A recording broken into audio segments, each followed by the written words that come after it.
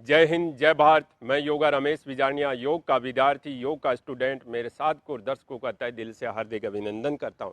साथकों और दर्शकों, मेरे इस वीडियो में आज मैं आपको बताऊंगा कि परमात्मा और मालिक ने जो हमें ये मनुष्य जीवन 84 लाख जीवनों के बाद में दिया है, इसमें जो रोग, बीमारी, व्याधियाँ उत्पन्न होती है, वो हमारे महर्षि ऋषि मुनियों ने उनको 3 भागों में बांटा गया है, 3 समूहों में बांटा गया है। यानी मनुष्य शरीर के अंदर कोई भी रोग, बीमारी, व्याधि उत्पन्न होती है, उसके 3 कारण मोस्ट होते हैं, 3 कारण महत्वपूर्ण होते हैं। तो हमारे महर्षि ऋषि मुनियों ने काफ़ी सालों पहले ही इस मनुष्य शरीर में उत्पन्न होने वाले रोग, बीमारियों को 3 समूह में बांट दिया गया था। और आज हम आपको उन 3 समूहों के बारे में बताएंगे, जिसमें प्रथम समूह आता है मनोकायिक रोग। और इसमें रोग, बीमारियों और व्याधियों की शुरुआत आपके मन, आपकी भावना, आपके विचारों से शुरुआत होती है। और इसमें चिंता, चिंतन, परेशानी, उग्र व्यवहार, ईर्ष्या और द्वेष के कारण ही आपके मन क्षेत्र के रोग उत्पन्न हो जाते हैं। इसमें चिंता, चिंतन, परेशानी, उग्र व्यवहार, ईर्ष्या और द्वेष, इनकी शुरुआत मन क्षेत्र से होती है और धीरे धीरे आपके शरीर में इनसे संबंधित रोग, बीमारियां उत्पन्न और इनके कारण ही आपके शरीर के अंदर की आंतरिक संरचना और इंटरनल ऑर्गन पर इनके प्रभाव, सिम्टम्स दिखाई देने लग जाते हैं। और धीरे धीरे आपके शरीर की जो आंतरिक संरचना है, उसमें भी इसके प्रभाव, सिम्टम्स दिखाई देने लग जाते हैं। और धीरे धीरे आपको शरीर के किसी भी भाग पर इसका प्रभाव, इसका सिम्टम्स धीरे धीरे आपको दिखाई देने लग जाता है और ये शरीर आपको धीरे धीरे इंडिकेट भी करने लग जाता है। अब हम बात करते दूसरे समूह की। दूसरे समूह में आपके प्राणिक दोष यानी श्वसन दोष और प्राणिक संरचना सिस्टम के दोष में कोई भी अव्यवस्था हो जाती है, तो उसके कारण कई रोग, बीमारियां, व्याधियां उत्पन्न हो जाती है। जैसे ही प्राणिक संरचना सिस्टम में अव्यवस्था होती है, वैसे ही श्वसन तंत्र में अव्यवस्था उत्पन्न हो जाती है। और जैसे ही श्वसन तंत्र में अव्यवस्था होती है, तो उससे संबंधित रोग, बीमारियां उत्पन्न हो जाती है। जैसे श्वास से संबंधित रोग या रक्तचाप से संबंधित रोग उत्पन्न हो जाते हैं। आपको बताते हैं तीसरे समूह के बारे में। इस तीसरे समूह में बाह्य कारक आते हैं और इन बाह्य कारकों को 3 भागों में विभाजित किया गया है, 3 भागों में बांटा गया है। जिसमें प्रथम भाग में आता है आपका प्रदूषण, जो आज हम वर्तमान समय में देख रहे हैं। और दूसरा आता है आपका अनियमित भोजन, अनियमित आहार प्रणाली, खाने पीने का कोई शेड्यूल नहीं होना।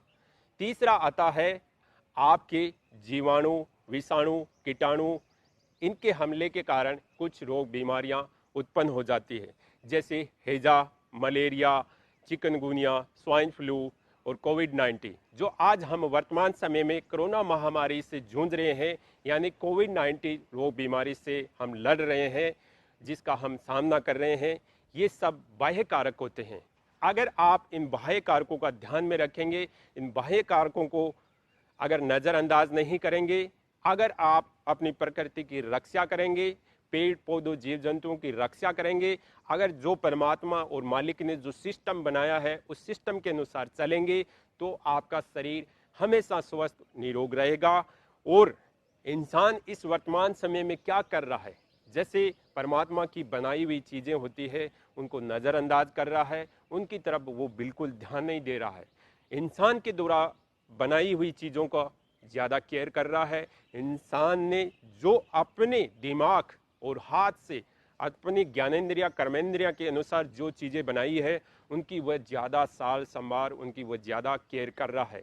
और परमात्मा और मालिक के द्वारा बनाई हुई चीज़ों की वह बिल्कुल केयर, सावधानी नहीं कर रहा है, जिसके कारण ही ये रोग, बीमारियां, व्याधियां उत्पन्न हो गई है। तो कृपया करके आप परमात्मा मालिक के द्वारा बनाई हुई चीज़ों की ज़रा कदर करें, सार संभाल करें, उनकी केयर करेंगे, तो हम सब स्वस्थ रहेंगे। सर्वे भवन्तु सुखिनः, सर्वे सन्तु निरामय।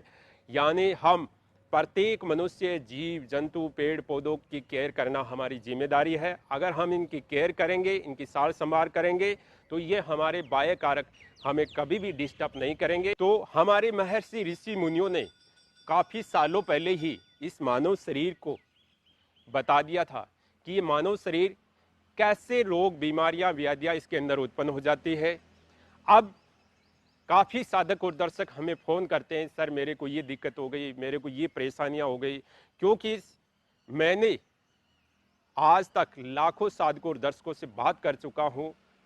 तो ये जो चीज़ें हमारे महर्षि ऋषि मुनियों ने बताई है, ये 100% सत्य है। और इन्हीं के कारण आज वर्तमान समय में इंसान कई रोगों, बीमारियां उत्पन्न हो जाती है। और इन सभी रोगों, बीमारियों के उत्पन्न होने के कारण यही है, 100% यही है। क्योंकि मैंने काफ़ी रोग, बीमारियों के कारण देखा तो यही कारण निकले। अगर आप इन कारणों पर फोकस कर लेंगे, ध्यान कर लेंगे, तो आपके शरीर में कोई भी रोग, बीमारी नहीं उत्पन्न होगी। क्योंकि शरीर के अंदर कोई रोग, बीमारी उत्पन्न होती है, वो हमारे जीवन शैली में परिवर्तन के कारण या आलस्य जीवन शैली के कारण ही उत्पन्न होती है। और कोई भी रोग, बीमारी, छोटी मोटी रोग, बीमारी होती है कि किसी कारणवश से वो योग, प्राणायाम से सही हो जाती है। और इंसान को अपने शरीर को अगर स्वस्थ और निरोग करना है, तो सबसे पहले उसको आहार में परिवर्तन करना पड़ेगा। उसके बाद में उसको योग, प्राणायाम का सहारा लेना पड़ेगा। आगे हम भी आपको बताएंगे कि योग, प्राणायाम आपको कैसे करने चाहिए और किस जगह करने चाहिए, इसका भी वीडियो हम बनाएंगे। लेकिन प्रत्येक रोग, बीमारी का हमने वीडियो बना रखा है। आप किसी भी रोग, बीमारी का नाम लिख दे, उसके बाद में योगा रमेश बिजानिया लिख देंगे, तो उससे रिलेटेड आपको योग, प्राणायाम के वीडियो मिल जाएंगे। साधकों और दर्शकों, अगर आप इन बातों पर फोकस कर लिया, ध्यान कर लिया, तो निश्चित तौर पर मैं आपको कहता हूं कि आपको कोई रोग, बीमारी, व्याधि नहीं हो सकती है। अगर शरीर के अंदर कोई बॉडी का पार्ट, कोई भी ऑर्गन डिस्टर्ब हो गया है, तो वो योग, प्राणायाम से ही सही हो सकता है। अगर शरीर के बॉडी का अंदर का ऑर्गन, अगर बॉडी का पार्ट किसी कारण से कमजोर हो गया है और वो डैमेज हो गया है, तो वो पार्ट आपको 84 लाख जीवनों के बाद में ही मिलेगा। तो इस बात का जरूर ध्यान रखें। अपने जीवन शैली को अच्छा करें, बढ़िया करें, तंदुरुस्त करें, हष्ट पुष्ट करें, तभी जाकर आप स्वस्थ निरोग हो सकते हो। अगर ये हमारा वीडियो आपको अच्छा लगे तो ज़्यादा से ज़्यादा इसको शेयर करें। अगर कोई बात हमारी नहीं समझ में आई है तो कृपया करके हमें फ़ोन करें, कॉल करें, हम आपकी ज़रूर मदद करेंगे। धन्यवाद।